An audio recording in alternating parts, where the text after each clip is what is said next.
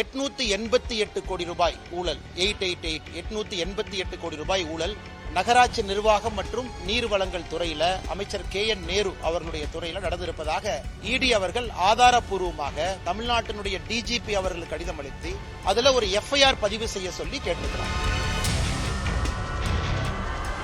888 கோடி ரூபாய் ஊழல் நடந்திருக்கு. அதை பத்தி எதுவுமே பேசாம KN நேரு அவர்கள் பதில் சொல்றாங்க, இது திராவிட மாடல் ஆட்சியின் மீது பழி சுமத்துறாங்க. அதனால் முதலமைச்சர் அவர்கள் நேரடியா இதுல உடனடியா தமிழ்நாடு DGP அவர்களை FIR போட சொல்லணும். 888 கோடி ரூபாய் ஊழல் நடந்திருக்கக்கூடிய Tamil Nadu municipal administration, water supply, நகராட்சி நிர்வாகம் மற்றும் நீர் வளங்கள், இந்த துறையில இவ்வளவு ஆதாரத்தின் அடிப்படையில் ஈடி கொடுத்தும் கூட அதை பற்றி வாயை திறக்காத முதலமைச்சர் திசை திருப்புவதற்காக பாரத பிரதமர் நரேந்திர மோடி அவர்கள் சொல்லாத ஒரு விஷயத்தை சொன்னதாக போய் பேசுறார். முதலமைச்சர் அவர்கள் உடனடியாக தன்னை திருத்திக் கொள்ள வேண்டும். எதுக்கு போய் பேசிட்டு இருக்கிறார்? முதல்ல நம்முடைய இடி என்ஃபோர்ஸ்மெண்ட் டைரக்டரேட் அவர்கள் தமிழ்நாட்டினுடைய DGP அவர்களுக்கு அக்டோபர் 27ஆம் தேதி ஒரு கடிதம் எழுதியிருக்கிறாங்க. அந்த கடிதத்தினுடைய ஒரு பகுதி மக்கள் மன்றத்தில் இருக்கு. அந்த கடிதத்தோடு கிட்டத்தட்ட 232 பக்கம் அதற்கான ஆதாரங்களையும் அளிச்சிருக்கிறாங்க. 888 கோடி ரூபாய் ஊழல், 888 கோடி ரூபாய் ஊழல் நகராட்சி நிர்வாகம் மற்றும் நீர் வளங்கள் துறையில அமைச்சர் KN நேரு அவர்களுடைய துறையில நடந்திருப்பதாக இடி அவர்கள் ஆதாரப்பூர்வமாக தமிழ்நாட்டினுடைய DGP அவர்களுக்கு கடிதம் அளித்து அதுல ஒரு FIR பதிவு செய்ய சொல்லி கேட்டிருக்கிறாங்க. நமக்கு தெரியும், இந்த Prevention of Money Laundering Act PMLA section 66 இடிக்கு ஒரு தகவல் கிடைக்கிறது, வேறொரு கேஸ்ல சோதனை பண்றாங்க, அந்த கேஸ்ல இன்னொரு ஆதாரம் கிடைக்குதுன்னா செக்ஷன் 66 படி அந்த சம்பந்தப்பட்ட ஏஜென்சிக்கு அந்த ஆதாரத்தை கொடுக்க வேண்டியது இடியினுடைய கடமை.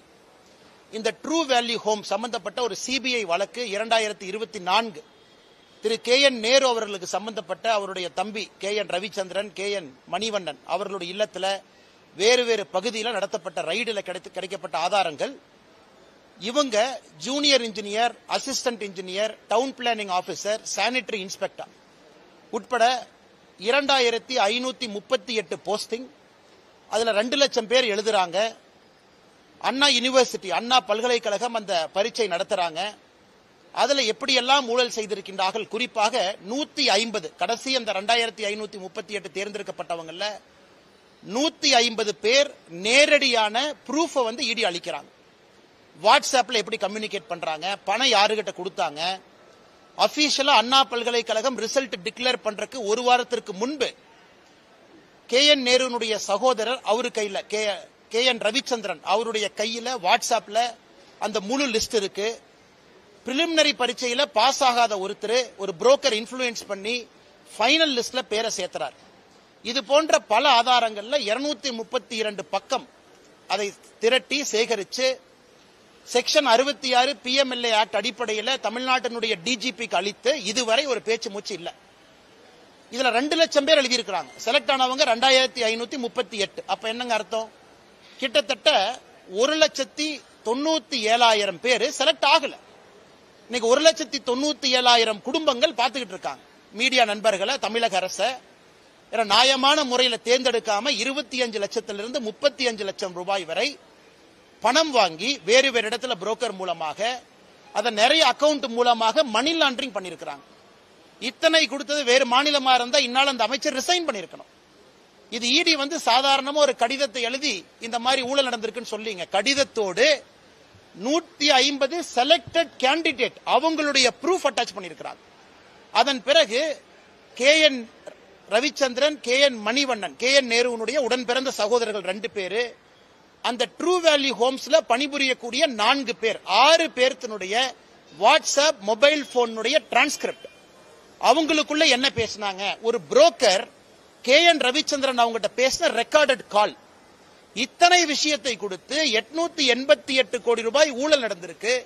அதை பத்தி எதுவுமே பேசாம KN நேரு அவர்கள் பதில் சொல்றாங்க, இது திராவிட மாடல் ஆட்சியின் மீது பழி சுமத்துறாங்க. அதனால் முதலமைச்சர் அவர்கள் நேரடியா இதுல உடனடியா தமிழ்நாடு DGP அவர்களை FIR போட சொல்லணும். ஏன்னா FIR போடப்பட்ட பிறகுதான் இடி களத்துக்கு வர முடியும். இடியை பொறுத்தவரை ஒரு எஃப்ஐஆர் இல்லாம இடி தன்னுடைய விசாரணையை ஆரம்பிக்க முடியாது. அதன் அடிப்படையில் தான் இடி அவர்கள் செக்ஷன் 66 அடிப்படையில் ப்ரூஃப் கொடுத்து எஃப்ஐஆர் போடுங்கிறாங்க. இடிக்கு எஃப்ஐஆர் போடுவதற்கு அதிகாரம் இல்லை. அதன் பிறகு சம்பந்தப்பட்டவர்கள் யாராக இருந்தாலும் இடி நடவடிக்கை எடுக்கும். ஏன்னா அதுல மணி லாண்டரிங் நடந்திருக்கு. இது எதுவுமே இல்லாம காலையில முதலமைச்சர் அவர்கள் தன்னுடைய சமூக வலைதளத்தில் போடுறாரு, பாரத பிரதமர் நரேந்திர மோடி ஐயா அவர்கள் பீகார்ல இருந்து தமிழக மக்களை இன்சல்ட் பண்ணிட்டாங்க, தமிழ்நாட்டை பத்தி தப்பா பேசிட்டாங்க. பாரத பிரதமர் நரேந்திர மோடி அவர்கள் என்ன பேசினாங்க? தமிழ்நாட்டில் வசிக்கக்கூடிய, தமிழ்நாட்டிலே வேலை பார்க்கக்கூடிய பீகாரை சேர்ந்த இங்கே வேலை பார்க்கக்கூடிய சொந்தங்கள் தமிழ்நாட்டினுடைய திராவிட முன்னேற்ற கழகம் டிஎம்கே அப்படிங்கிற வார்த்தையை பயன்படுத்துறார். இது டிஎம்கே அவமானப்படுத்துறாங்கிற ப்ரூஃப் நம்முடைய சமூக வலைதளத்தில் அந்த வீடியோவை போட்டு ஹிந்தி சப்டைட்டில் போட்டிருக்கோம். நம்ம பிஜேபி தமிழ்நாடு, என்னுடைய சமூக வலைதளம், நம்முடைய நயினார் அண்ணன் எல்லாத்துலயும் நீங்க பார்க்கலாம். அதுல எப்படி தயாநிதி மாறன் அவர்கள் பீகாரில் இருந்து இங்கே பணிபுரியக்கூடியவங்கள மிக மோசமா பேசினாங்க. டிஆர்பி ராஜா, திரு பொன்முடி, திரு ஆ ராசா, இவங்க எல்லாமே வேறு வேறு காலகட்டத்தில் பான் பிராக்கு வாயன், டாய்லெட் கட்டுறவங்க. இதை பேசியதைத்தான் பாரத பிரதமர் நரேந்திர மோடி அவர்கள் தமிழகத்தில் பீகாரை சார்ந்த தொழிலாளிகளை திராவிட முன்னேற்ற கழகத்தினுடைய தலைவர்கள் அவமானப்படுத்தினாங்க. அதனால் இன்னைக்கு 888 கோடி ரூபாய் ஊழல் நடந்திருக்கக்கூடிய Tamil Nadu municipal administration, water supply, நகராட்சி நிர்வாகம் மற்றும் நீர் வழங்கல், இந்த துறையில இவ்வளவு ஆதாரத்தின் அடிப்படையில் ஈடி கொடுத்தும் கூட அதை பற்றி வாயை திறக்காத முதலமைச்சர் திசை திருப்புவதற்காக பாரத பிரதமர் நரேந்திர மோடி அவர்கள் சொல்லாத ஒரு விஷயத்தை சொன்னதாக போய் பேசுறாங்க. இவர் எடுத்திருக்கக்கூடிய சத்திய பிரமாணத்துக்கு எதிராக நம்முடைய முதலமைச்சர் திரு மு க ஸ்டாலின் அவருடைய நடவடிக்கை இருக்கு. சத்திய பிரமாணத்தை பொறுத்தவரை இந்திய அரசியல் அமைப்பு சட்டத்தை பாதுகாப்பதாக இருக்க வேண்டும், மக்கள் நலனுக்காக இருக்க வேண்டும். ஆனா பிரதமர் சொல்லாத ஒரு விஷயத்தை சொன்னதாக ஒரு முதலமைச்சர் பொய்ய சொல்றாருன்னா சத்திய பிரமாணத்துக்கு எதிராகத்தான் அவர் நடவடிக்கை இருக்கு. அதனால் முதலமைச்சர் அவர்கள் உடனடியாக தன்னை திருத்திக் கொள்ள வேண்டும். எதுக்கு பொய் பேசி சுத்துறாரு? இந்த 888 கோடி ரூபாய் ஊழலுக்காக முதல் அட்டன் பண்ணு. இது முதல் ஊழல். இதை பேசி முடிக்கிறதுக்கு முன்னாடி அடுத்த ஊழல் வந்துருச்சு. திரு சக்கரபாணி அவர்களுடைய துறையில விவசாய பெருமக்கள் இருந்து வாங்கக்கூடிய பேடி, நெல், அந்த பேடியை டைரக்ட் ப்ரொக்யூர்மெண்ட் சென்டர் டிபிசி நேரடியாக கொள்முதல் நிலையத்துக்கு எடுத்துட்டு போறதுக்காக லாரி கான்ட்ராக்ட், அந்த லாரி கான்ட்ராக்ட் மிக தெளிவாக இருக்கு. சப் கான்ட்ராக்ட் கொடுக்க கூடாது, ஒரு டன்னுக்கு இவ்வளவு பே பண்ணுவோம், இந்த லாரியில கொண்டு வந்து 48 மணி நேரத்துக்குள்ள வாங்கப்பட்ட நெல்லை கொடுக்கணும். எனக்கு எதிர்க்கட்சி தலைவர் எடப்பாடி பழனிசாமி அவர்கள் இருந்து, பாரதிய ஜனதா கட்சியினுடைய தலைவர் திரு நயினார் நாகேந்திரன் அவர்கள் இருந்து, பல அரசியல் கட்சி தலைவர்கள் குறிப்பாக இந்த பேடி நெல் கொள்முதலை பத்தி பேசுறாங்க. என்ன பேசுறாங்க? நெல் கொள்முதலை சரியா நீ வாங்கல, நீ வாங்கி அதை கொண்டு வர்றக்கே 48 நாள் சில இடத்துல ஆயிருக்கு. ஆனா இன்டர்னல் டாக்குமெண்ட் என்ன சொல்லுது? 48 மணி நேரத்துல கொண்டு வரணும். அதிலும் ஊழல் செய்து அதுல 160 கோடி ரூபாய், அதை இன்னைக்கு நம்முடைய சமூக வலைதளத்தில் நம்ம போட்டிருக்கோம். இது சம்பந்தமாக ஏற்கனவே அறப்போர் இயக்கமும் பேசியிருக்கிறாங்க. இன்னைக்கு ஒரு தனியார் பத்திரிகை சம்பந்தமாக விலாவரியாக அதிலே பாதிக்கப்பட்ட லாரி ஓனர், ட்ரக் டிரைவர் அவங்க கிட்ட பேசி விலாவரியாக அதை பத்திரிகையிலையும் பிரசுரம் பண்ணியிருக்கிறாங்க. 160 கோடி ரூபாய் திரு சக்கரபாணி அவர்களுடைய துறை, 888 கோடி ரூபாய் திரு KN நேரு அவர்களுடைய துறை. இதை பத்தி எதுவுமே வாய் திறக்காத முதலமைச்சர் அவர்கள் பாரத பிரதமர் நரேந்திர மோடி அவர்கள் சொல்லாத இல்லாத ஒரு விஷயத்தை சொல்றாங்க. மூன்றாவது ஒரு விஷயம் என்று சொன்னோம், நம்முடைய சர் ஸ்பெஷல் இன்டென்சிவ் ரிவிஷன். நேற்று நம்முடைய தலைமை தேர்தல் அதிகாரி CEO அவர்கள் எல்லா அரசியல் கட்சியும் கூப்பிட்டிருக்கிறாங்க. அனைத்து இந்திய அண்ணா திராவிட முன்னேற்ற கழகம், பாரதிய ஜனதா கட்சி, நிறைய கட்சிகள் இதுக்கு ஆதரவு கொடுக்கிறாங்க. அதாவது சிறப்பு திருத்தம் வாக்காளர் பட்டியல், இதுக்கு எல்லாம் ஆதரவு கொடுக்கிறாங்க. திராவிட முன்னேற்ற கழகம் எதிர்க்கிறாங்க.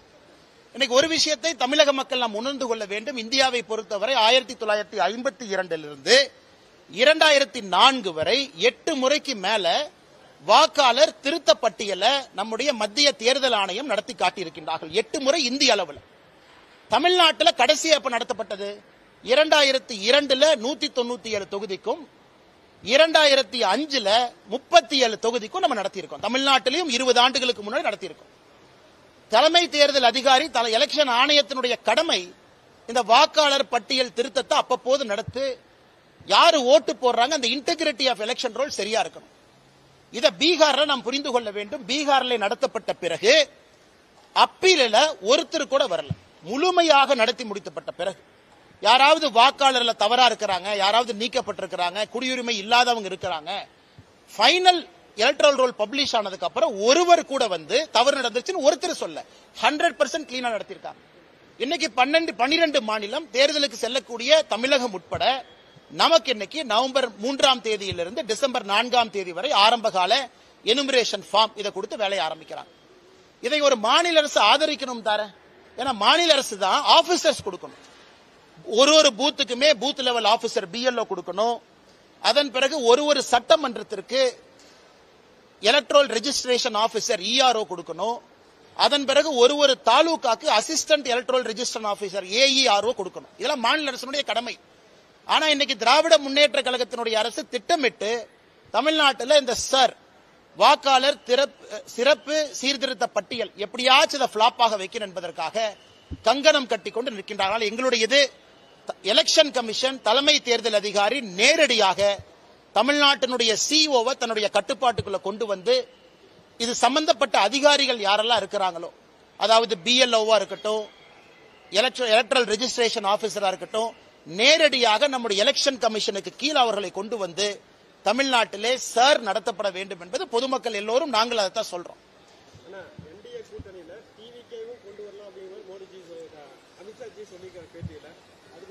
நான் அதை பத்தி கருத்து சொல்ல விரும்பலீங்கண்ணா. Madam, I am also waiting and watching like you as a காரியகர்த்தா of the Bharatiya Janata party. நானும் பாரதிய ஜனதா கட்சியினுடைய தொண்டனாக இதை பார்த்துக் கொண்டிருக்கின்றேன். காரணம், இந்த கூட்டணி வெற்றி பெற வேண்டும் என்கின்ற ஒற்றை கருத்தில் நாங்கள் எல்லாம் இருக்கின்றோம். அதற்கான நேரமும் காலமும் இன்னும் இருப்பதாக நான் பார்க்கின்றேன். நேற்று நம்முடைய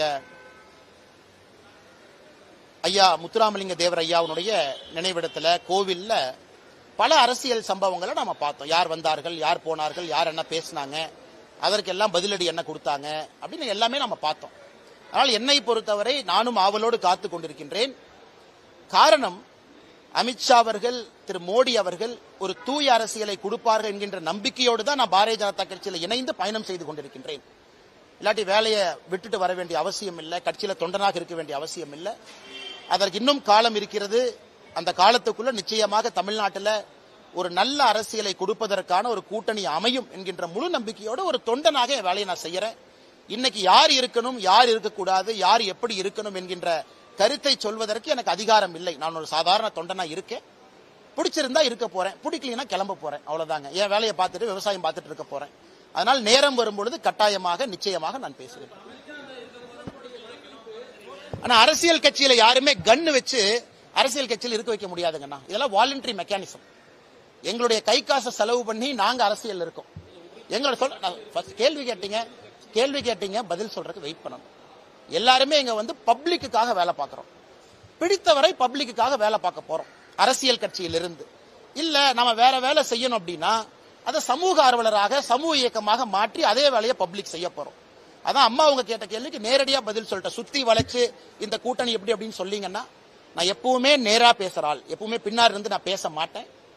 இன்னும் நான் காத்திருப்பதற்கு தயார். பாரதிய ஜனதா கட்சியினுடைய தொண்டனாக பொறுத்திருப்போம், பார்ப்போம். என்ன நடக்கும் என்று அடுத்த சில மாதங்கள் கவனிப்போம். தமிழ்நாட்டுக்கு நல்லது நடக்கும் என்கின்ற ஒற்றை கருத்துல நிறைய பேர் ரிஸ்க் எடுத்திருக்கோம். நான் இல்ல, எத்தனையோ பேர். நான் ட்ரெடிஷனல் பொலிட்டீஷியன் கிடையாது. மாத்தி மாத்தி பேசுறதுக்கு மக்கள் அதை எங்கிட்ட எதிர்பார்த்தாங்கன்னா ஐ எம் சாரி. நான் 20 வயசுலேயே கரவேட்டி கட்டிட்டேன், 25 வயசுலேயே பூத் தலைவர் ஆயிட்டேன், 30 வயசுலேயே தலைவர் ஆயிட்டேன், 60 வயசு வரைக்கும் இருப்பேன். அந்த மாதிரி அரசியல் இல்ல. நான் 35 வயசுல வந்தேங்க, வேற இடத்துல இருந்து வந்த அரசியலுக்கு. ஆனால் எனக்கு மாத்தி பேச எல்லாம் தெரியாது, சபநாகரிகம் எல்லாம் தெரியாது, இடத்துக்கு தகுந்த மாதிரி எல்லாம் பேச தெரியாது. இப்போதைக்கு என் வேலையை பார்க்கறேன். பத்திரிகை நண்பர்களை பார்க்கும்போது என் கருத்தை சொல்றேன். இன்னும் பொறுத்திருங்கள், சரியான நேரத்தில் நான் பேசுறேன். பதவி எதுக்கு நான் போடணும்? பதவியெல்லாம் வெங்காயம் மாதிரி நான் தான் சொல்லிட்டேன். அதை உரிச்சிங்கன்னா ஒண்ணுமே இருக்காதுண்ணே. என்ன பதவி போடுவாங்க அண்ணா? ஒரு நிமிஷம், என்ன பதவி போடுவாங்க? என்ன அண்ணா, எனக்கு தமிழ்நாட்டில் சுத்தமான அரசியல், நேர்மையான அரசியல். இதுக்கு என்ன பதவி வேணும்? மகாத்மா காந்தி என பல பதவியில இருந்தார். 1921 ஒரே வருஷம் அகில இந்திய காங்கிரஸ் கட்சியினுடைய தலைவரா ஒரே வருஷம் இருந்தார். பதவி இருந்தா தான் வேலை செய்ய முடியுமானே? பதவிங்கிறத வண்டியில கொடி மாட்டிக்கிட்டு கரவேட்டி கட்டிக்கிட்டு பதவி கொடுத்துட்டா லெட்டர் பேட் போடுறக்கா? அந்த மாதிரி ஆட்கள் நான் கிடையாது. நான் பதவியில் இருந்த பொழுதே சொன்னது பதவிங்கிறது வெங்காயம் மாதிரி தான். இன்னைக்கு அதான் சொல்ல போறேன். என்னை பொறுத்தவரை சுத்தமான நேர்மையான, ஏன்னா உங்களுக்கு காலம் போயிட்டு இருக்கு, எனக்கு காலம் போயிட்டு இருக்கு. இன்னும் 10 வருஷம் போனச்சா தடி வச்சுதான் நீங்கள் நான் நடக்கணும். வயது இருக்கும் பொழுது, நரம்பு சரியாக இருக்கும் பொழுது அதெல்லாம் பேச முடியும். 60 வயசு இந்த மாதிரிலாம் நான் பேசிட்டு இருக்க முடியாது. KN நேரு ஊழல் பண்ணாரு, இவங்க ஊழல் பண்ணாரு, இல்ல லாரி வச்சு ஏத்திடுவானுங்க. அதனால இப்போதைக்கு அதை பேசுறேன். மாற்றம் நடக்கும் என்று நம்புகின்றேன். அதற்காக காத்திருப்பதற்கு தயாராகவும் இருக்கின்றேன். என்ன நடக்கும் பார்ப்போம்.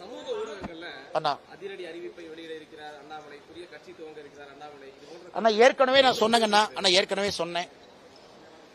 நான் எங்கே இருந்து அரசியல் வரேன்னு பாருங்க. முதல் தலைமுறை, என்னுடைய குடும்பம் விவசாயி, எந்த பேக்கப்பும் இல்லை. ஒரு தனி கட்சியெல்லாம் தொடங்கி நடத்த முடியும்னு நினைக்கிறீங்களா? அதனால் எனக்கு என்னுடைய உயரம் தெரியும். எனக்கு பாரத பிரதமர் நரேந்திர மோடி அவர்கள் மீது நான் வைத்திருக்கக்கூடிய நம்பிக்கை இம்மி அளவு கூட குறையாது, குறையவில்லை. எப்படி பயணம் செய்ய வேண்டும் என்று எனக்கு தெரியும். ஆனால் நான் இன்னைக்கு ஒரு முதல் தலைமுறை அரசியல்வாதியாக, விவசாயியாக நான் மாற்றத்திற்காக தொடர்ந்து போராடுறேன். சில நேரம் என்னுடைய மனசாட்சிக்கு எதிராகவும் நான் பேசுறேன். மனசாட்சி ஒன்னு சொல்லுது, வாய் ஒன்னு சொல்றேன். காரணம் தலைவர்கள் சொல்றாங்க. தலைவர்களுக்காக, சபை மரியாதைக்காக, சபை நாகரிகத்துக்காக சில இடத்துல பேச வேண்டி இருக்கு. இருந்தும் சில விஷயத்தை பொறுத்துக் கொள்ள முடியாது. பொறுத்திருந்து பார்ப்போம், நல்லது நடக்கும்.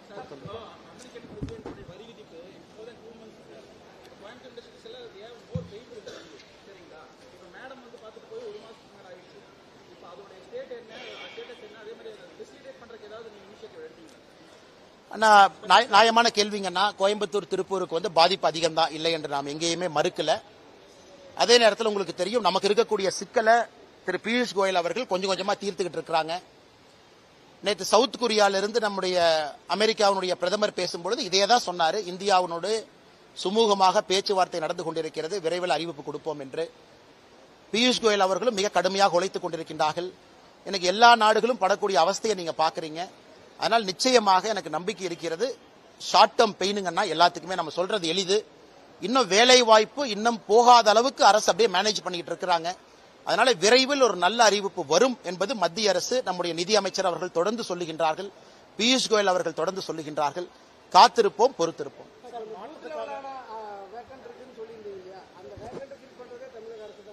ஆமாங்கண்ணா, அதாவது பூத் லெவல் ஆபீசர் BLO தமிழ்நாட்டில் இன்னைக்கு எலெக்ஷன் கமிஷன் கொடுத்திருக்கபடி 66,537 பூத். அப்ப 66,537 பூத்துக்கு அத்தனை BLO போடணும். அவங்க எல்லாம் ஒரு கவர்மெண்ட் ரேங்க்ல இருப்பாங்க. SDM குறிப்பா நம்முடைய தாசில்தாருக்கு மேல இருக்கிறவங்க, அவங்க இன்னைக்கு ஒரு சட்டமன்றத்துக்கு போடணும். அதையெல்லாம் விரைவில் செய்ய வேண்டும் என்று தேர்தல் ஆணையம் COக்கு சொல்லியிருக்கிறாங்க, தமிழக அரசுக்கு சொல்லியிருக்கிறாங்க. அதனால் விரைவில் செய்வார்கள் என்று நம்புவோம். செயலினா குரல் கொடுப்போம், பேசுவோம். இங்க தானே இருக்க போறோம் அண்ணா. இல்ல, அரசு அதிகாரிங்கன்னா அரசு அதிகாரியின் மீது நம்பிக்கை வைப்போம். வரக்கூடிய அரசு அதிகாரிகள் தமிழகத்தில் மிகச் சிறப்பாக பணி செய்வார்கள் என்று நம்புவோம். பொறுத்திருந்து பார்ப்போம். அண்ணே சரியான நேரத்தில் பேசுறேன். ஏன்னா நீங்க நான் சொல்லிட்டேனாவே நீங்க கம்முந்துக்குவீங்க. இல்லாட்டி நான் தான் 3 பேர்த்த சேர்த்துனா அது ஒரு 4 பேர் எழுதுவான். நீங்க பசும்பொன் போலியா அவங்க 3 பேர் போனாங்களே பின்னாடி இருந்து இயக்குனீங்களான்னு எழுதுவாங்க. அதனால் என்னுடைய பொறுமைக்கும் ஒரு எல்லை தான். ஏன்னா நான் பேச ஆரம்பிச்சேன்னா பல விஷயங்கள் பேசிடுவேன். ஆனா நான் பேசக்கூடாது. அதனால் எதுக்கு இந்த கருத்தை நான் தெளிவா சொல்லிட்டேன்னா, ஊகத்திற்கு இடம் கொடுக்க வேண்டாம் என்பதற்காக சொல்லிட்டேன். நானும் எதற்கும் பொறுப்பில்லை, அதாக தானாக நடக்கிறது. அப்படி இருக்கும் பொழுது எல்லாத்துக்கும் நான் தான் காரணம் பேசுவாங்க. இன்னைக்கு நான் அதிமுகவை பத்தி பேசாம இருக்கேன். ஆனா அதிமுக இருக்கக்கூடிய எத்தனையோ தலைவர்கள் இன்னைக்கு என்னை திட்டிட்டு தான் இருக்காங்க. ஆனாலும் அமித்ஷாஜி அவர்கள் நான் கொடுத்த வார்த்தைக்காக கட்டுப்பட்டு நிக்கிறேன். திரும்ப எனக்கு பேசுறதுக்கு எவ்வளவு நேரம் ஆகும்? 2 நிமிஷம் போதுமே. நான் கொடுத்த வார்த்தைக்காக அமைதியாக இருக்கின்றேன். ஒரு வார்த்தையை கொடுத்திருக்கேன், அதுக்காக அமைதியா இருக்கணும். ஆனால் என்னை பொறுத்தவரை எல்லோருக்குமே ஒரு லட்சுமண் ரேகா இருக்கு, எல்லோருக்குமே ஒரு எல்லை இருக்கு. அந்த எல்லையை கடக்க கூடாது என்று இருக்கின்றேன். காலம் வரும்போது நான் பேசுறேன். ஏன்னா கோயம்புத்தூர்ல இருந்து சென்னைக்கு பிளைட்ல போலாம், ட்ரெயின்ல போலாம், கார்ல போலாங்கன்னா பிளைட்ல போகும்போது அவர் வர்றாரு, பாக்குறேன். 2 முறை அவரை சந்திருக்கின்றேன். 2 முறை விமானத்துல தான் சந்திச்சிருக்கிறேன். ஏற்கனவே சொன்னேன், அன்னை கடந்த முறை தூங்கிட்டாரு, நான் முழிச்சு. சார், பைக்கை ரிப்பேர் பண்ணிட்டீங்க, டயரையும் மாத்திரலாமே, நிறைய டைம் இருக்கு. அரசியல் வாழ்க்கை அவருடையது, என்னுடைய அரசியல் வாழ்க்கை என்னுடையது. நன்றிங்க. சரி,